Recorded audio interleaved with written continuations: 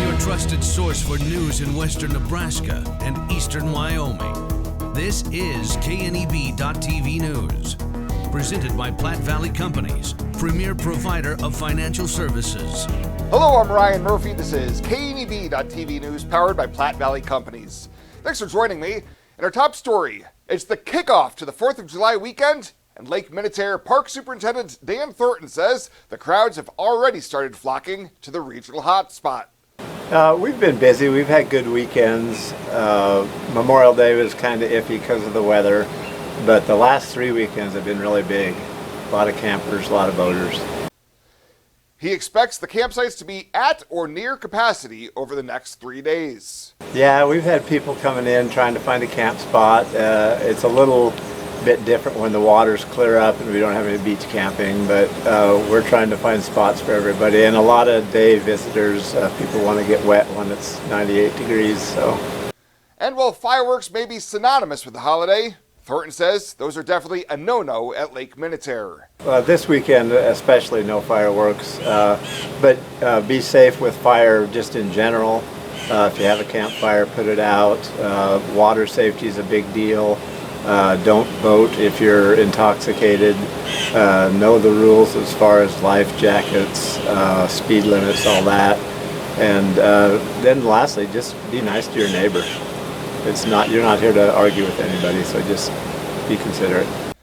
Permits are required for entry to Lake Minnetonka and all other Nebraska Game and Parks properties, but you can purchase those permits online or in person while visiting. Well, as preparations are underway for big fireworks shows today and tomorrow in Gering, Bridgeport, Crawford, Torrington, LaGrange, and beyond, you still have time to put together your own for the 4th of July. Greg Troutman with Fireworks Unlimited says sales took off at the beginning of the holiday sale season, and after a lull, have started to pick up as Independence Day closes in. Yeah, good. Sales are pretty strong. We had a good weekend and good opening day. And then a little bit lagged because of the softball and baseball still going on. But people are getting ready to gear up for the 4th. A lot of people are telling me they're going to celebrate tomorrow night on the 3rd and then have the 4th off. So either way they're going to do it. It was good to have the rain early on, and it has definitely helped sales.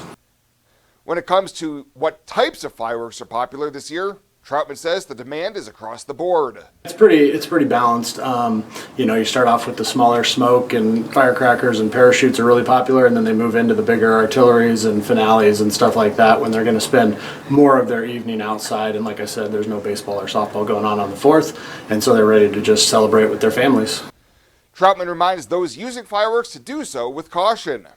Just remember your safety. Adult supervision is very important. Have a hose or bucket ready. And make sure we douse our used fireworks before we throw them in the trash container. So we do want to clean up quickly, but make sure they are drowned with water so they don't reignite. And just remember safety first on a flat, level surface. Friday will be the final day of fireworks sales in the area until late December, leading up to the New Year's holiday. Well, it was all hands on deck for firefighters yesterday afternoon as a grass fire ignited just west of Union Pacific's South Morrill Yard. Shortly before 2 p.m., crews were dispatched to the call as it was reported that a structure was in harm's way. Firefighters from the Morrill Fire Department called in mutual aid from Lyman and Mitchell as units worked to stop the fire progression, which was fortunately able to stay north of the railroad tracks. The cause of the fire is yet to be determined, but firefighters were able to contain the grass fire before it spread and minimized the number of acres burned. Firefighters continued to mop up hot spots until about 3 p.m. and then cleared the scene. We'll have more news right after this. Whether you're gardening, searching for the perfect vacation home, or planning your next travel destination, your life is just as unique. Your Raymond James financial advisors, Jody Rosiska and Kevin Figg, get to know you, your passions, and your vision for the future, so you can live your life. That's life well planned.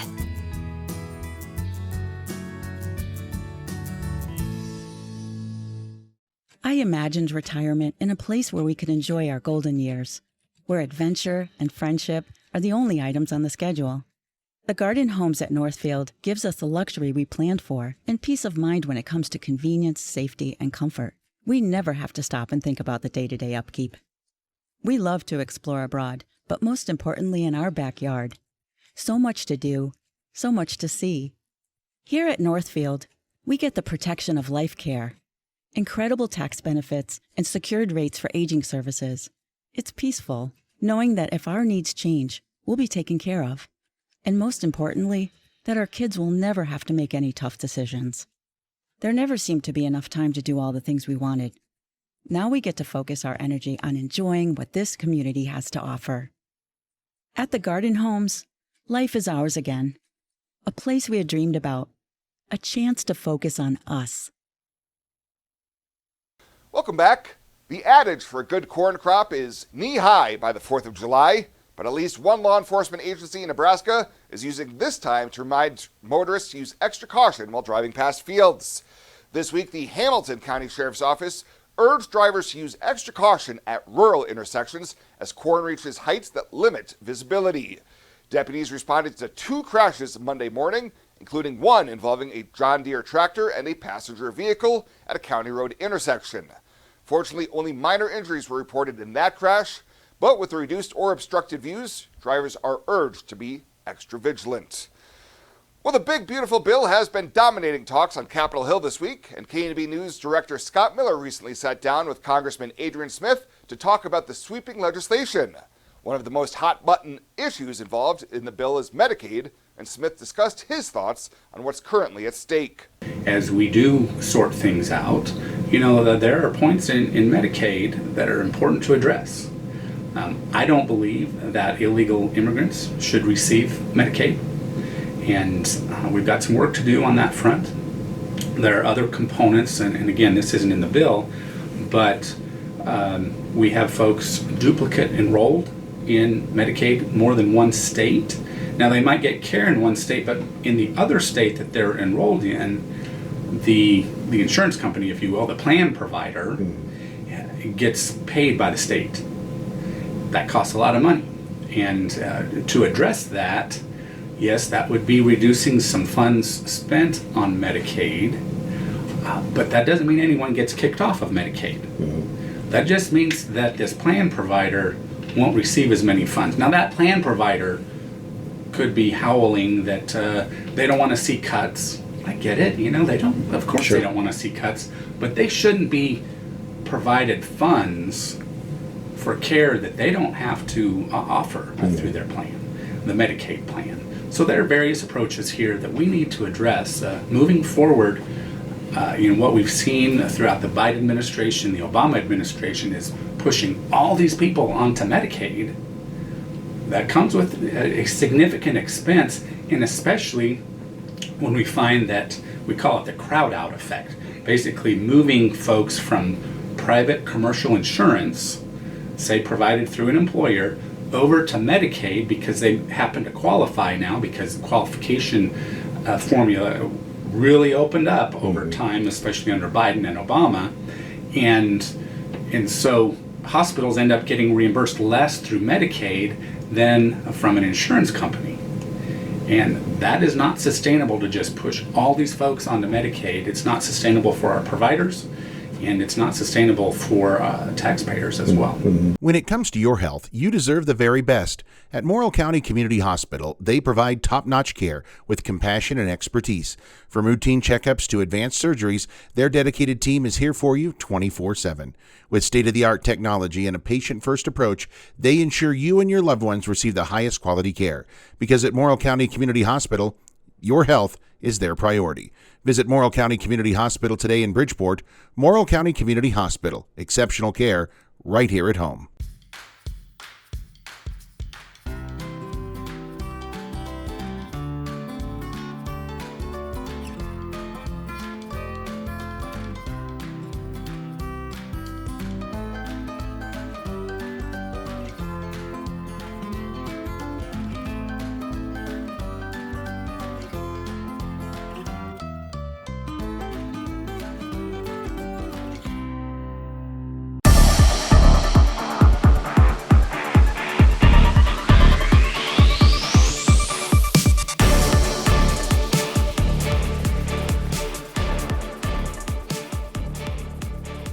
We're heading towards our nation's birthday with America's pastime on the mind. Earlier this week, it was Tuesday night. The Wesco Zephyrs swept the season series from rival Gering Platte Valley Companies. It was a 9-2 win for the Z's at home at Cleveland Field on senior night. Oscar Felix once again in the starring role for the second straight Tuesday. Felix hurled a complete game victory, going the distance and striking out 6. He allowed just 5 hits and the 2 runs, and outside of the 5th inning, really, he was on cruise control the entire way.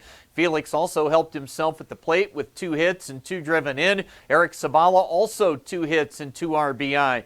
The Zephyrs were clean defensively, had multiple standout plays on that side of the ball that night. For Gering, it was a rough evening of pitching. Combined 14 walks and hit batsmen.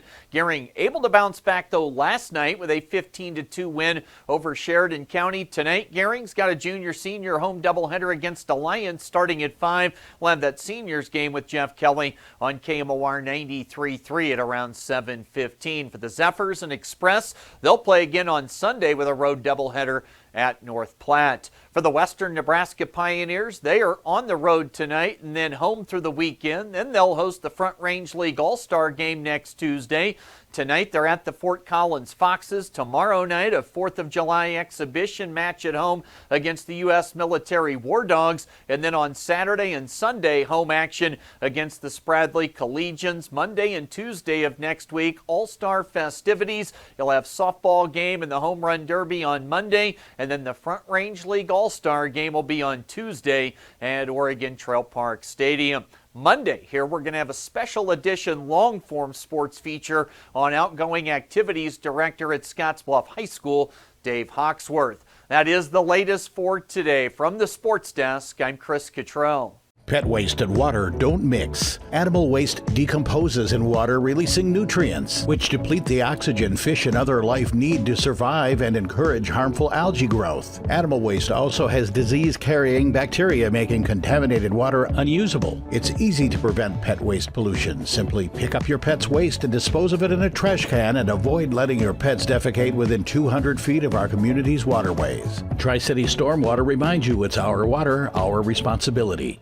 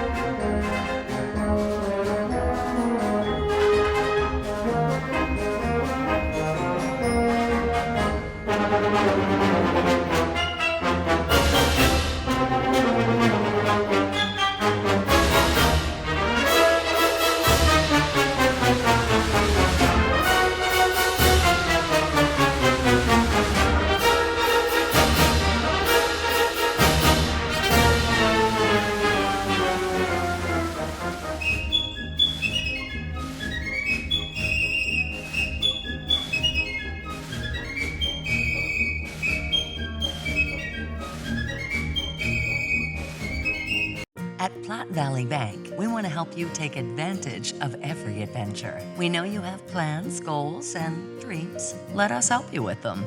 Whether it is building, buying, or renovating, we have the home loan or home equity line of credit to fit your needs. Stop in and see us at Platte Valley Bank and let us help make your dreams a reality. You belong here. Platte Valley Bank, member FDIC, equal housing lender. Santa came early. Renewal by Anderson's incredible Christmas in July event is so great, even Santa's shocked at the savings. Get 20% off plus no money down, no interest, and no payments for 18 months. That means no payments till 2027. Renewals Acclaim and Ensemble lines are the best of the best. Santa's not waiting till December to get new windows and doors. Neither should you. Call today or visit rvawyoming.com to book your free estimate.